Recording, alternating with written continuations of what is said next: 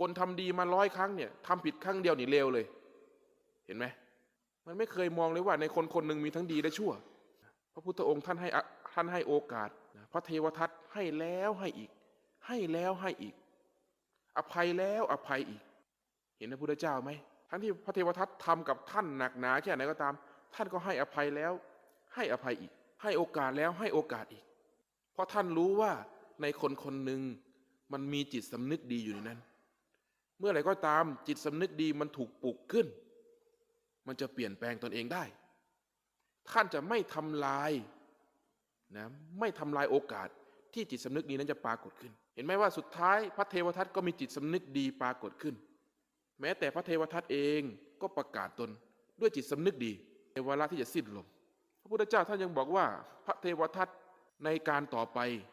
จะได้บรรลุเป็นพระพุทธเจ้าองค์หนึ่งเรียกว่าพระปัจเจกพุทธะมันประมาทกันได้ที่ไหน